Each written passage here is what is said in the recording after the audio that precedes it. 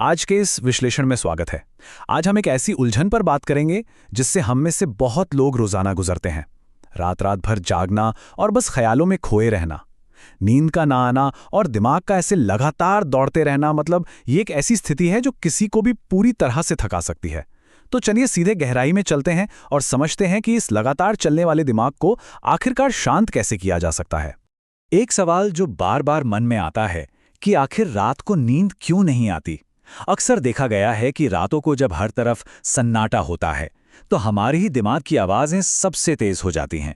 हम बस करवटें बदलते रहते हैं और सोचते हैं कि आखिर ये बेचैनी क्यों है। इसका जवाब आज के इस सुरक्षित माहौल में नहीं, बल्कि बीते हुए कल की गहराइयों में छुपा है। भाग 1, ओवरथिंकिंग, कमजोरी नहीं बल्कि ताकत। अक्सर ओवरथिंकिंग यानी हर बात पर ज़रूरत से ज़्यादा सोचने को एक हार या कमज़ोरी मान लिया जाता है। हम खुद को कोसने लगते हैं, लेकिन ज़रा नज़रिया बदल कर देखते हैं। बचपन में जब हालात शायद अनिश्चित या मुश्किल रहे होंगे, तब हर छोटी बड़ी चीज़ पर बारीक नज़र रखना असल में एक सुरक्षा कवच था। सच मानिए, उस वक्त इसी रणनीति ने सुरक्षित रखा था। तो ये कोई कमज़ोरी नहीं हुई, है ना? बल्कि ये तो बचपन की एक बहुत ही ज़रूरी ताकत थी। आगे बढ़ते हैं भाग 2 की तरफ, नर्वस सिस्टम का अलार्म। अब देखिए, समय काफी बदल चुका है, बचपन पीछे छूट गया है और आज का माहौल सुरक्षित है। लेकिन फिर भी शरीर के अंदर जैसे एक अलार्म है जो लगातार बज रहा है। और ये अलार्म सिस्टम क्या है? ये और कुछ नहीं बल्कि शरीर का वही पुराना सर्वाइवल तरीका है जो बचपन में मजबूरी में सीखा गया था। आज के इस सुरक्षित माहौल में ये एकदम पुराना पड़ चुका है और बस कहीं अटक सा गया है। ध्यान देने वाली बात यह है कि ये कोई बीमारी बिल्कुल नहीं है, बल्कि एक ऐसा सिस्टम है जिसे अब बस बहुत ही प्यार से और धीरे धीरे रीसेट करने की जरूरत है। भाग 3, बॉडी को सेफ फील कराना। अब सबसे बड़ा सवाल ये उठता है कि इस अटके हुए अलार्म को बंद कैसे किया जाए। देखिए, दिमाग को सिर्फ बातों से समझाना एक अलग चीज़ है, लेकिन शरीर को सच में सुरक्षित महसूस कराना बहुत ही ज़रूरी है। इसके लिए 3 बहुत ही स्पष्ट और प्रैक्टिकल कदम हैं: गहरी सांसें लेना, शारीरिक व्यायाम और प्रकृति के बीच थोड़ा वक्त बिताना। सुनने में शायद ये बहुत ही साधारण सा लगे, लेकिन जब इनका रोज अभ्यास किया जाता है ना, तो हमारे नर्वस सिस्टम को धीरे धीरे शांत होने की ट्रेनिंग मिलती है। ये शरीर को हम सुरक्षित हैं ये बताने का एक पूरी तरह से वैज्ञानिक तरीका है।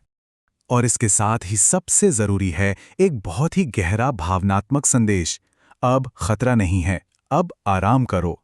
यही वो अंतिम सिग्नल है जो हमारे नर्वस सिस्टम को सुनने की इस वक्त सबसे ज्यादा जरूरत है।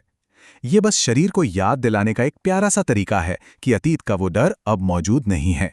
सच में ये एक वाक्य किसी असरदार दवा की तरह काम करता है। लेकिन हाँ, ये समझना भी बहुत जरूरी है कि कोई भी बदलाव बस ऐसे ही अचानक नहीं हो जाता। सिस्टम को रीसेट करना एक धीमा अभ्यास है। ये कोई रातों रात काम करने वाला जादू तो है नहीं। हर बार जब एक गहरी सांस ली जाती है या प्रकृति में थोड़ा वक्त बिताया जाता है, तो वो पुराना अलार्म थोड़ा थोड़ा करके रीसेट होने लगता है। यहां धैर्य रखना सबसे बड़ी कुंजी है। अब आते हैं भाग 4 पर, पुरानी स्ट्रैटेजी को अलविदा कहना। ओवरथिंकिंग से लेकर बचपन की उन पुरानी रणनीतियों तक वापस जाना शायद थोड़ा असहज महसूस हुआ हो। अतीत में ऐसे झांकना कभी भी आसान नहीं होता, लेकिन अब हम सब बड़े हो गए हैं, अब माहौल सुरक्षित है। जिस छोटे बच्चे ने वो पुरानी रणनीति सीखी थी, उसके लिए वो उस वक्त बहुत जरूरी थी। पर अब समय आ गया है उस पुरानी स्ट्रैटेजी को पूरे दिल से धन्यवाद कहने का। उसने अपना काम बखूबी किया, सुरक्षा दी, लेकिन अब उसे हमेशा के लिए अलविदा कहने और जाने देने का वक्त आ गया है। पुरानी धारणाओं को छोड़ना ही असल आज़ादी है। अगर आज के इस विश्लेषण ने थोड़ी सी भी शांति दी है, तो इसे किसी ऐसे इंसान तक जरूर पहुंचाएं जो अक्सर रातों को जागता है पर वजह नहीं जानता। एक छोटी सी जानकारी भी किसी की बहुत बड़ी मदद कर सकती है। और अंत में हम सभी के लिए सोचने वाला एक सवाल: ओवरथिंकिंग का वो एक ऐसा कौन सा टॉपिक है जो बार बार दिमाग में घूमता रहता है? इस सवाल का जवाब कमेंट्स में जरूर साझा करें। हमारी अगली चर्चा की शुरुआत बिल्कुल यहीं से होगी।